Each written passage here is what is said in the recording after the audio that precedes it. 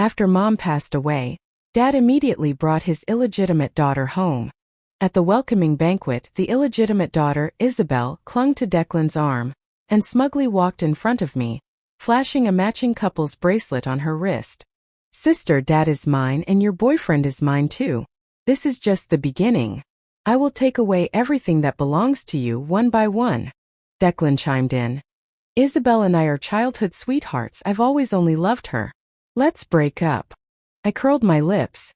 That same night, Declan was slapped into a stupor, and Isabelle's wrist was broken. Later, in a crowded club, Declan knelt humbly at my feet. I poured champagne over his head. "I'm done with you. I let you go because I'm bored. What makes you think you have the right to beg me?" In front of the garage at home, a girl suddenly blocked my sports car. "Sister, I want to have a chat with you." The girl's eyes revealed a pure naivety.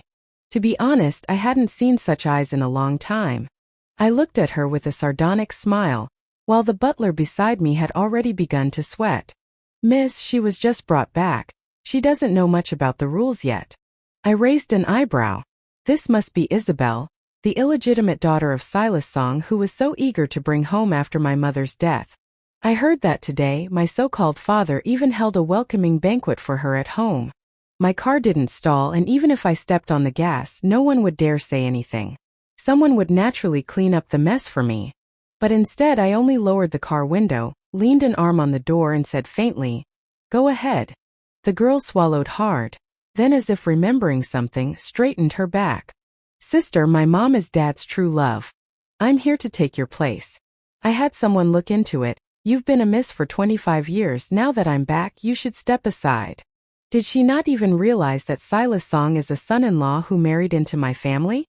She wants me to step aside? Not even Silas Song could do that. How could she?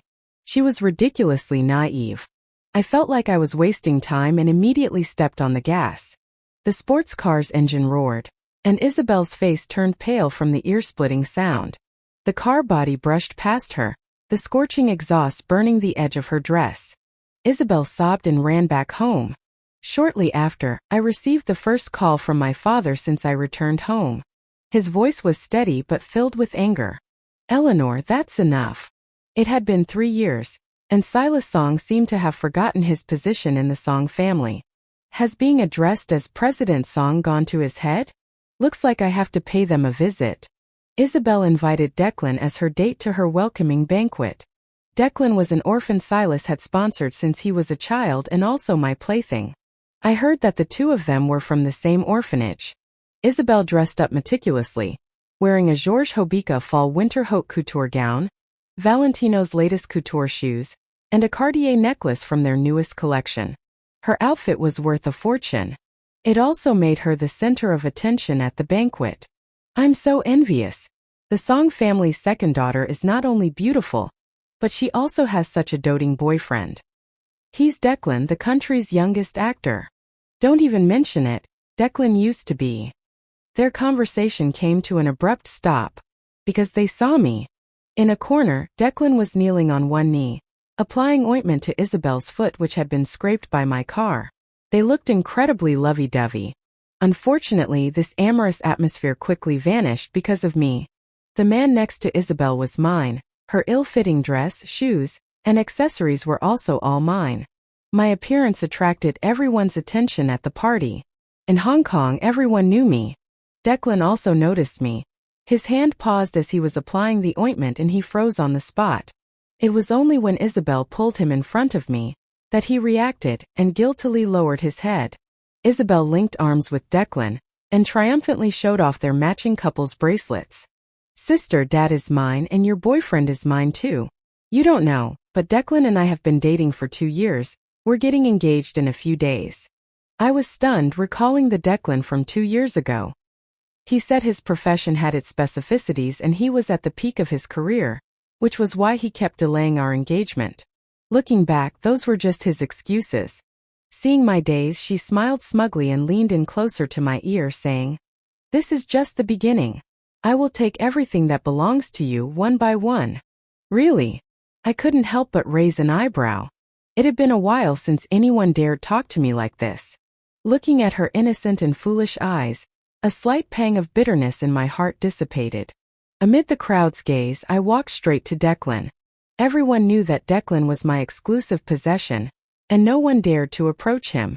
They were all waiting for me to go crazy. But I didn't. I just smiled calmly, as if catching up with an old friend.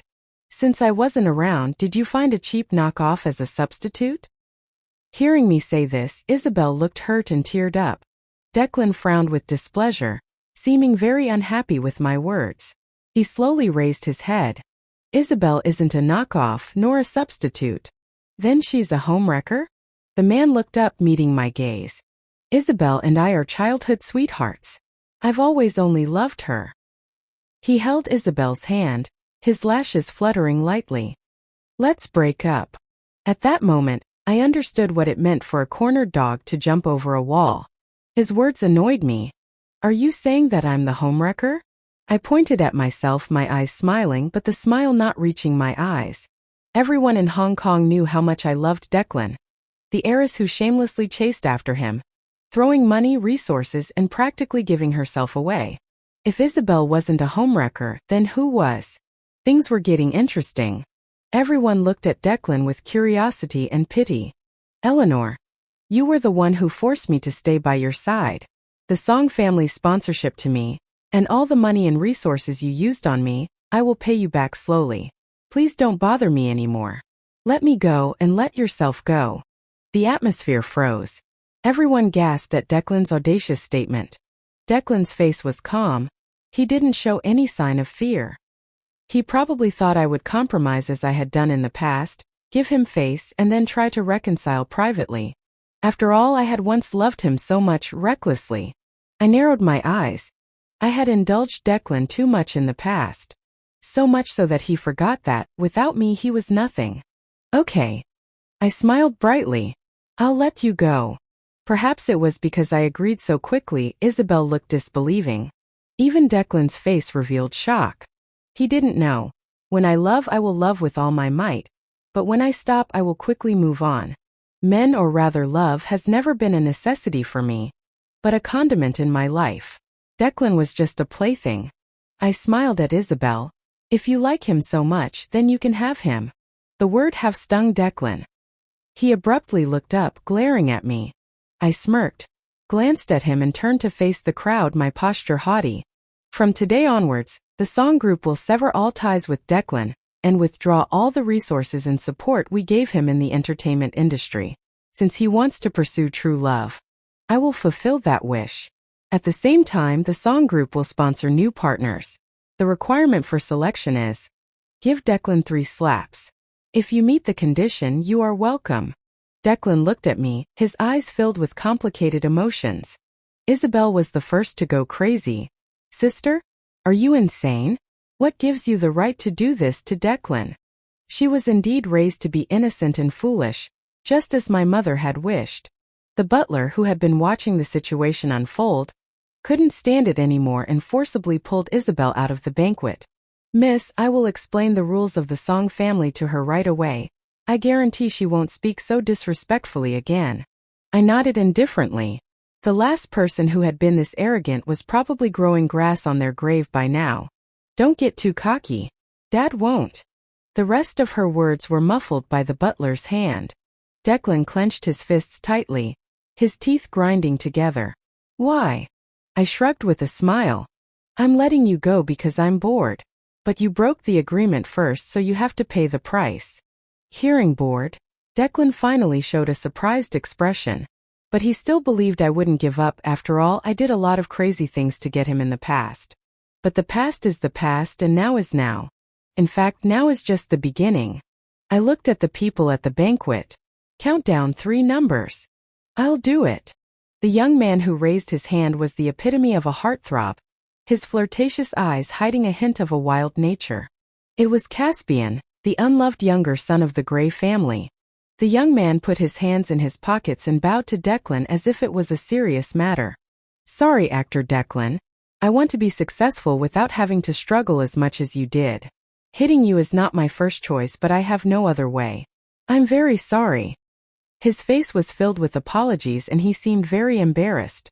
But the strength in his hands was surprisingly strong. Each punch landed solidly. Within 3 slaps, half of Declan's face had swollen up quickly. I smiled looking at Caspian. The Gray family has been wanting to cooperate with the song group recently, right? I'll give you a project worth 5 billion. You'll be in charge of it, do your best. One stone stirred up 1,000 waves. The people who were initially eager to try came rushing over. Only 3 slaps and you could have wealth and honor. To see what rewards you might get by pleasing me, you only had to look at Declan. The orphan who grew up in an orphanage became the youngest and most promising actor in the country. He always thought it was because of his talent and acting skills, but he didn't know that without me, he couldn't even make it as a C-list celebrity. You promised. This way you will let me go. Declan gritted out the words. I smiled and nodded. That night, Declan was beaten into a stupor and hospitalized. Isabelle wasn't in much better shape. The screams from when she was dragged away by the butler never stopped. When I received the second call from Silas Song, I was having breakfast in the most luxurious private hotel in Hong Kong. His roar was deafening. He was just saying that I'd gone too far, that I should know my place and that Isabelle was my sister.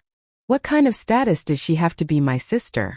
I was a little impatient and softly mentioned, my mother's ashes are coming back to the country. Sure enough, my mother was his soft spot. The next second, Silas hung up the phone. Caspian looked up at me, his eyes clear. Sister, are you done chatting? Am I bothering you here, sister? Poor men with nothing had no idea how to act. So I decided to try another type. If I helped a fallen young master reclaim his inheritance, would he be grateful to me? I got drunk last night and brought him back. He had been sitting on the sofa all night. The next morning he was full of energy, smiling as he said, Good morning, sister. Still wearing my silk nightgown, I walked over and sat on Caspian's lap. I lifted his chin, our lips only an inch apart. I teased him in an ambiguous tone. Are you willing to replace Declan? He chuckled playfully, the hand on my waist tightening a bit. It would be my honor. I really let Declan go, deleting all of his contact information. I took back all the properties I had given him, as well as all the resources and status I had provided. I started going to important events with Caspian. It was obvious to everyone that I was done playing with Declan and was looking for a new toy. But there were always foolish people who thought that by capturing Declan's heart, they could cause me harm. Isabelle called me several times, just to show off how much Declan loved her. The man I loved chose her, and she was delighted about that. There was also some talk about how much property Silas had given her. I found it amusing, so I gave her the opportunity to speak. My boring life was finally a little more entertaining. For Silas's 50th birthday, I returned home with great interest to watch the show. When I arrived, Isabelle was giving Silas his birthday greeting. Her left hand, which had been wearing the bracelet, was now wrapped in a thick bandage. Declan sat next to Isabelle, and when he saw me, he looked up, his mouth opening and closing as if he wanted to say something. But I didn't even give him a glance. The father and daughter acted as if they hadn't seen me, talking to each other as if nothing had happened. I'm getting engaged to Declan soon, Dad. Please give him a few movies. He's a very good actor. I couldn't help but chuckle. It seemed like Silas hadn't told her the truth. Isabelle thought that because she had been welcomed back by Silas, she could fly up and become a phoenix. Even if she was an illegitimate daughter, she was still a rich heiress. But she was wrong. The song in Song Group was not Silas Song's song, but my song Eleanor Song. His original last name was Lin. The Song family name was something my mother had gifted him. He won't be able to do that. I couldn't help but say it. And without my permission, who told you to sleep in my room and wear my clothes? I barely spoke to Silas in all these years. But each time, he would yell at me to establish his authority as a father. Isabelle is also my daughter. She's your sister. What's wrong with her using your things? I frowned slightly. Had this upstart lived too comfortably for too long and turned into this? No wonder Isabelle was still so confident to show off in front of me. I looked at my biological father, seething with impotent rage. I felt nothing but disgust. I didn't want to pay attention to them and just waved my hand. Tear down my room and rebuild it. Change all my clothes to new ones. Deduct the loss from Silas Song's shares. Yes, Mississippi. The butler immediately told the servants to begin. The three people in the hall all had different expressions. Silas was yelling, Isabelle was looking at Silas in confusion, and Declan was nervously sitting on the side, not daring to move. I casually walked over to the dining table, and the butler naturally pulled out a chair for me. I sat down calmly, glancing at the dozen dishes, none of which looked appetizing. They weren't up to the Song family chef's standards. I didn't need to guess to know that these dishes were all made by Isabelle. Did you learn to cook to please Silas? Your mom used this tactic in the past as well. These kinds of housewife tactics still need to be used in combination with bed activity. Eleanor. Two voices spoke at the same time. One was from my father, and the other from my ex-boyfriend. Declan's eyes were fixed on me, and he was trying to look like he was saving a damsel in distress. At the same time, Silas rushed over in 3 steps, and with a slap sound he smacked me hard across my face. The slap was so hard that blood trickled from the corner of my mouth. My face turned to the side and my hair came undone. I slowly looked up, my smile fading and making eye contact with him. But before I could say anything, Silas stuttered out. Why, you're just talking nonsense. Silas regretted that slap as soon as it landed, not because of concern, but because he was afraid that I would take back his last bit of dignity. As soon as he finished speaking, there was a bang. I picked up a chair and slammed it hard on the table, scattering the dishes everywhere. The expensive sandalwood chair shattered into pieces. The dishes that Isabelle had made were all over the floor. She was close by and her pink dress was instantly covered with all kinds of dishes. Her fair face was also scalded by the soup. But this time Silas didn't say anything to stop me. The butler and the servants didn't think there was anything wrong with my actions. Ah! Isabelle started screaming belatedly. Eleanor, stop making trouble. It's Uncle's birthday today. Do you have to make things so unpleasant to be happy? You never think about others. Declan grabbed my wrist, saying the words that he had been holding in his heart. I looked back at him, scoffing. What right does the fiancé of an illegitimate daughter have to say these words to me? A kept man follows his wife. You and your current owner are equally lowly. My eyes were colder than ever, and my words were more chilling than ever. He took 2 steps back as if burned but didn't notice my sudden smile. Declan, don't argue. We are going to get married soon. It's normal for sister to be unhappy. Isabelle was acting like a victim, her body leaning heavily on Declan, causing him to stiffen. Yes, I'm unhappy, but do you know the consequences of me being unhappy? Isabelle was very naive, probably thinking that since I had just broken things off with Silas, she would become the Song family's heiress. She also kept trying to make me angry. I took the handkerchief that a servant gave me, wiped the blood from my mouth, and then slowly wiped my hands. I threw the dirty handkerchief into Declan's arms. Finally, I smiled at Silas, a creepy smile. Do you know why Mom let you stay in the Song family after discovering your affair? I'll let you know the answer right now. I looked past Declan at Isabelle's hands. Silas had once held those hands as he played the piano in Mom's house, using the piano she had loved most, displaying their paternal affection. Now, on those pale hands was a ring, the engagement ring from my fiancé Declan. I forgot to prepare a birthday gift for you. Since you like your illegitimate daughter's hands so much, how about I chop them off for you as a birthday gift? Isabelle screamed in horror, struggling wildly, but it was all in vain. The butler's movements were swift, so swift that Declan didn't even have time to react. The floor was quickly splattered with blood. Isabelle had lost 3 fingers. Breaking her wrist before was a warning, but they didn't take it seriously. So, I didn't mind teaching them another lesson they wouldn't forget. Silas's birthday was ruined by me. But he didn't say a word from beginning to end. His gaze towards me was becoming increasingly venomous. I met his gaze without flinching. But my words were cold and sinister. Mom said I should keep you around to play with you slowly. You wouldn't be so naive as to think that Mom kept you in the Song family, gave you some shares and properties because she loved you so much, right? What she gave you was nothing but a drop in the ocean to the Song family. Don't forget, Mom was the crown princess of Hong Kong, famous for her ruthlessness. If you still want to be President Song, you'd better behave. No matter how much she loved her daughter, it was no match for power and money. After all, everything in the Song family Mom gave to me. The old man is sick. Keep a close watch on him.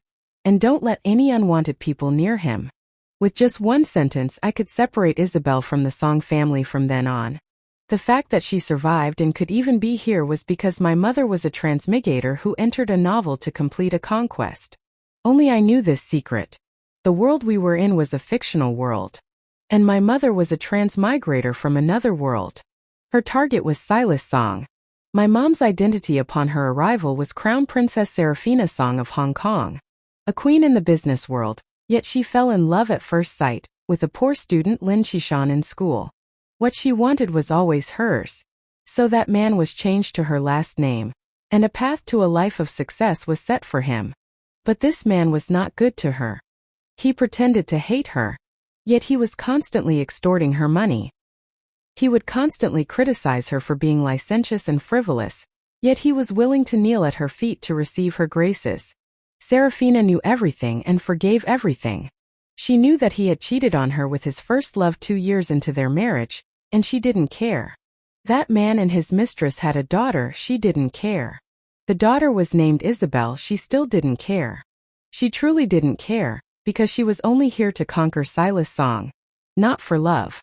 Silas Song's mistress might have had some unrealistic dreams, wanting to use her tears to take away everything that belonged to my mother. But she had never considered that my mom never had the intention of letting her live despite all her efforts to please my father. Seraphina had easily killed Silas's mistress and put Isabelle in an orphanage from a young age, making her foolish and innocent, and developing her into someone who would never survive in Hong Kong's aristocratic family struggles. Silas had no idea about any of this. Silas would never leave her, nor would he ever leave her money. Later, Silas actually fell in love with my mom. My mom completed her conquest mission and prepared to leave. Her method of leaving was that her body in this world would die via cancer. Silas took Isabelle back, sent her unconscious to a foreign country for medical treatment, and she stayed there permanently. Before she left the fictional world, Mom only left me one sentence. Keep Silas around and play with him slowly. I accepted all of this calmly, because essentially, I had inherited all of my mother's genes, including her emotional detachment and her decisive ruthlessness. When I was a child, every time Silas and Seraphina argued, I would cower helplessly in the corner.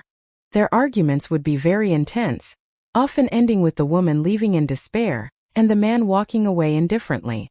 Seraphina never smiled at me, and she would always hit and scold me, but I knew that she loved me. Silas would prepare breakfast for me no matter how tired he was, and take care of my daily life, but I knew he wanted me dead. A child was able to sense a man's malice better than a woman in love. I didn't understand Seraphina until I followed Silas to the orphanage to choose a playmate for myself. Silas was stunned the moment he saw Isabelle. His expression was softer than I had ever seen it. But I only had eyes for the boy and didn't notice a thing. Declan kept smiling at me, no matter what kind of funny faces I made at first, or how much I tried to make his life difficult in the coming days. He showed me around the orphanage, introducing me to everyone, playing games with me and catering to all my whims. Silas intentionally pushed me over, and he would help me up, pretending that he didn't know anything, asking if I wanted to eat the pancakes he just made.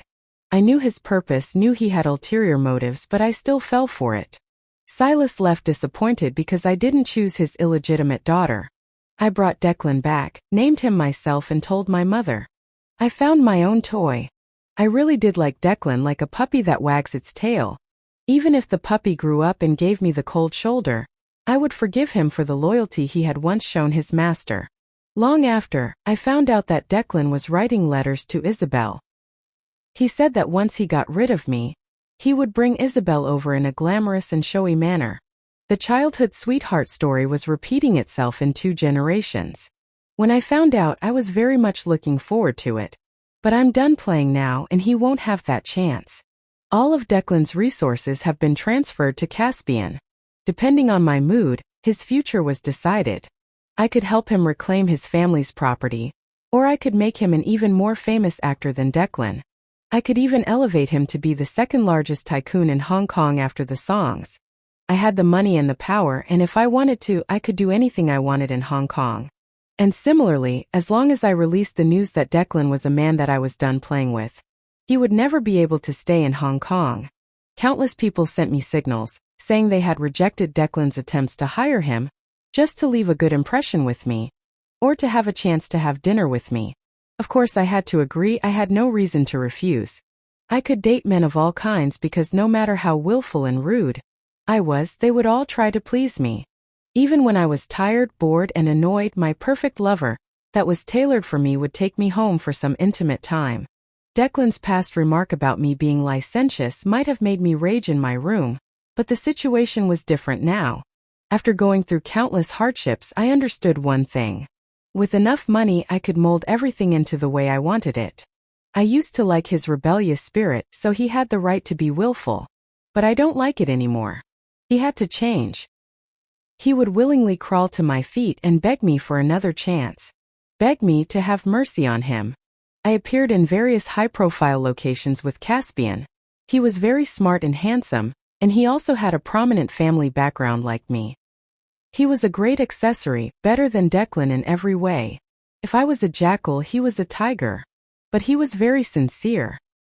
He would ask directly for money and connections, and admit his intentions and use his body to get a reward. He never pretended to be affected or whiny. He never tested my patience. I was holding his arm and chatting with nobles and elites from all over the world, when I turned around and saw an all too familiar figure. Isabelle was walking down the red carpet with Declan, a blissful smile plastered on her face. The man's large hands fully enveloped her small hand. It was a posture that conveyed protection. Silas had given half the property under his name to her, giving her a new sense of confidence. The woman saw me in the crowd and wiggled her waist as she walked towards me. She didn't notice that the man behind her had let go of her hand the moment he saw me. Sister, having money isn't everything. Living in this world without love, how pitiful must one be?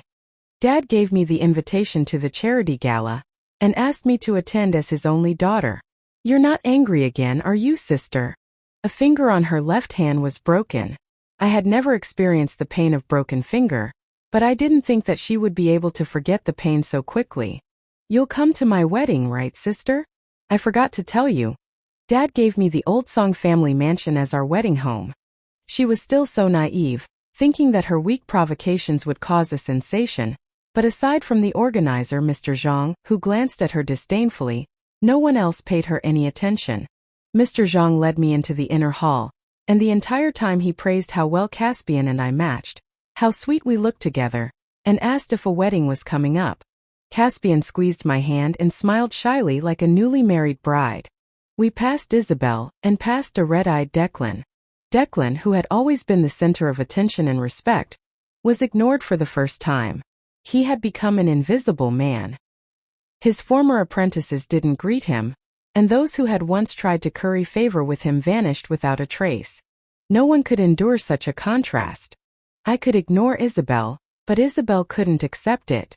She almost glared at me and blocked my way, pointing at me, then at Caspian, her tone full of disbelief. You actually found someone else. Eleanor. Dad was right. You are as shameless as your mother. Ah. The next second, a wine bottle smashed over Isabelle's head. Red wine splashed down her head mixed with the blood. Caspian, who had just hit someone, almost cried. Sorry, Auntie, my hand slipped. You won't blame me, right? Mr. Zhang looked at me, then at Isabelle, who was trembling with anger. He immediately understood and didn't say a thing. The piano stopped and everyone in the banquet hall looked over. Isabelle's tearful and dazed look was pitiful, but no one cared. Declan was 2 steps away from her, but he didn't approach her. Isabelle once again became the center of attention. Eleanor took away Dad's property for no reason.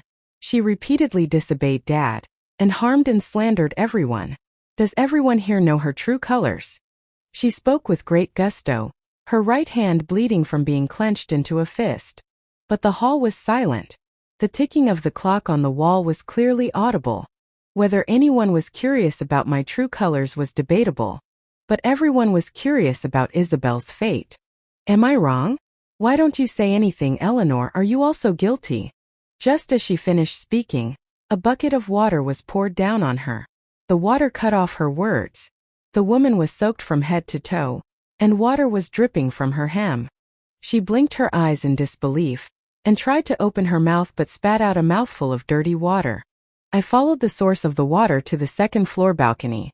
A woman in red was bent over with laughter holding a water bucket. Behind her, everyone was looking down with the same mocking eyes. "Miss Song, is the Song family falling apart? In our house, illegitimate daughters have no right to yell at their masters." The hall burst into laughter. I pretended to frown. "Really? What should we do? This is so embarrassing. Our dirty laundry has been aired out." The mocking and disdainful gaze focused on Isabelle. Someone tried to grab my wrist but was stopped by Caspian. Declan frowned as he looked at me. "Eleanor, that's enough." "Yeah, that's enough." So I smiled apologetically at Mr. Zhang and signaled to the bodyguards to hold Isabelle's hand and drag her out. Isabelle kept screaming, crying and shouting for help, but was only met with cold indifference. "Eleanor, let her go. Have you gone mad?" Declan struggled and tried to grab me again, but Caspian kicked him to the ground. "Mr. Declan, why are you talking to my sister like that? My sister would be very sad to hear this." The music resumed in the hall and Caspian's kick was so hard that Declan trembled for a long time before he could stand up. This was the last time I actively bent over to speak to Declan. "You're becoming more and more boring. An unloved dog has no reason to ask for rewards from their owner." With Isabelle gone, Declan had lost his last backer. All his resources for film and television were avoiding him, and no production team dared to hire him. His days of being high and mighty had come to an end and the former movie king was blacklisted overnight. He began to send me visiting cards, but the reply he received was my engagement invitation. I remembered Caspian's cryptic smile as we left that day, as he leaned over to look at Declan, who was lying on the ground. "Mr. Declan, don't blame my sister. My sister is so beautiful and rich, it's normal for her to be a little willful. You should also thank Mr. Declan for letting my sister accept me." He was always pretentious with a flair for drama, but his actions didn't match his personality. After I decided to help him reclaim his family's property, he and I became partners. Caspian wanted to borrow the Song family's power to take back his family's business, and in return, I would get 40% of the Grey Group's shares. When the invitation was sent to Declan, I was playing cards in a nightclub. Caspian hugged me from behind. Men and women mingled together. The scent of fine alcohol filled the air. The room was dark, and various kinds of laughter rose and fell. Declan pushed the door open and saw Caspian and I, our noses almost touching, sharing a cotton candy. The boy looked a little wrong because he didn't get enough sugar, but his eyes were smiling. The cheers were unending, making Declan's face turn increasingly green. He must have learned to behave himself, or maybe it was the first time he had faced such a cold and indifferent situation. He just stood on the side waiting for us to have our fun. "Is there something you need, Mr. Declan?" I leaned into Caspian's arms, tilted my head, and smiled at him. "Eleanor, I regret it." He was smart. He didn't ask me where Isabelle was, nor did he ask me to keep a distance from other men. He finally seemed to have understood his position today, and he acted accordingly. But the moment I saw him, I thought of his childhood sweetheart. Isabelle was sent to Mauritius, Africa. She had no ID, no means of communication, no money, and no one to accompany her. Before she left, she was still wailing, her eyes wide as she shouted, "Where are you sending me? America or Australia? My dad will not let you go. You dare do this to me, you're finished." She was crawling on the ground, her limbs held down, yet she was still defiant, believing that Silas would come to her rescue. Looking at her ferocious expression, I suddenly laughed. "You're nothing like your mother." Isabelle's mother was as gentle as water. Even when she was forced into a corner by my mom, she would only sob quietly and beg for mercy in a low voice. She used to be my mother's best friend, but she had resolutely climbed into my dad's bed and urged him to kill me so they could run away together. I didn't have my mother's ruthless methods. Isabelle wasn't as cunning as her mother. My high heels ruined her other hand. This was the last time I saw her. And now, looking at Declan's groveling face, I felt nothing but boredom and even began to feel sorry for my dear sister. There was no sense of accomplishment to be had from conquering him. The plot I had imagined had completely collapsed. He hadn't stubbornly curled up in a corner, living like a weed. He didn't try to find his missing love, or vow revenge on the evil forces. I thought he was a wolf, so I wanted to train him to be my dog. But the truth was he had always been a dog, spoiled and ungrateful. He didn't have the confidence to hold his head up, and he wasn't willing to lower his head. I ignored him. He gritted his teeth and knelt down on both knees. He said, "I'm sorry, Eleanor. I was wrong. Over the past few days I've thought a lot, and I really can't live without you." The champagne in my glass had lost its flavor, so I gently poured it over Declan's head. The drops of water ran down the man's face, looking like he was crying. I used to love it, but I didn't feel like admiring it now. Unfortunately, I'm no longer interested in you. When I said I would let you go, you should have known the outcome. I'm getting married, Declan. I'm done playing. As the night deepened, Caspian and I walked home together. Declan was squatting alone outside my building, his shoulders covered in snow. He held a coat in his hand, not knowing how long he had been waiting there. It was the coat I had given him. I was a little drunk and a little tired. Thinking of how boring he made my game, I felt a sense of disgust. Caspian had been unhappy since Declan showed up and hadn't spoken since. Honestly, I didn't feel any sympathy for seeing two handsome men so dejected. Declan had long been thrown into the cold palace. I originally thought Caspian was a perfect lover, but it seemed that everyone had their emotions. He couldn't put away his emotions for his work and please his client. I was muttering to myself when Caspian grabbed my hand. The corners of the man's mouth, who had been sulking all along, curled up into a bright smile. Did Mr. Declan get lost? How did he accidentally end up at our house? Oh, the clothes that were dirted haven't been changed yet. Mr. Declan isn't still blaming my sister, right? Actually, it was also not my sister's fault. It was Mr. Declan who had to be so rude. Is Mr. Declan here to ask for compensation from my sister? But if I remember correctly, all those clothes you are wearing were bought by my sister. I'm so envious of Mr. Declan. My sister never buys me clothes.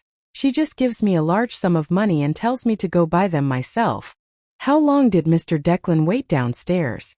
There's a waiting room near the gate, right? If Mr. Declan catches a cold, my sister will blame herself again. You're so bad, Mr. Declan. It was like Caspian had been holding those words back for a long time. He didn't even bother to pretend to be gentle anymore. The words coming from his mouth made you want to throw up, but his tone was sarcastic. It was strangely funny combined with his clear voice and occasional glances. Declan was speechless. I was the first one to laugh. Mr. Declan, you're so amazing. You made my sister smile the moment she saw you. I can't imagine how happy my sister would be if Mr. Declan actually liked her. Sadly, Mr. Declan only likes my sister's money, or maybe also my sister's failed imitation. You're a bad Mr. Declan. Why do you only make my sister angry? Unlike me, I only care about my sister. How come you're not putting on your coat after so much talking? Has Mr. Declan frozen his brain? Are you not going to start depending on my sister? No. I am weak and helpless. Will my sister abandon me? My sister, stop laughing. My sister, say something. Declan spent an entire night preparing for his self-inflicted misery, but it was completely ruined by Caspian's essay. He had always thought Caspian was a tool I used to make him jealous, and it wasn't until tonight that he finally acknowledged his existence.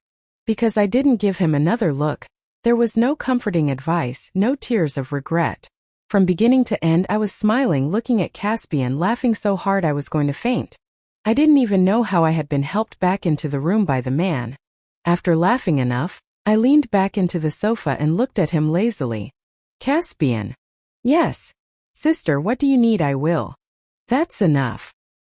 He stopped speaking and the smile on his face froze. Once you get your family's property back, we will go back to a normal business partnership. The previous contract is cancelled.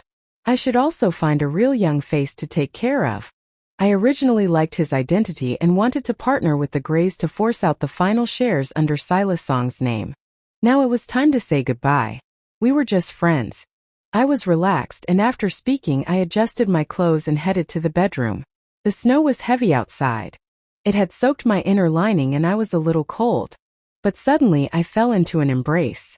Caspian's voice was tearful. He asked me, "Why, sister? Am I not handsome enough, or am I not obedient enough? Why are you looking for someone else? I'm younger than Declan and I have more money than Declan. I'm clearly better than him in every way. Why do you only like him? You already agreed to marry me.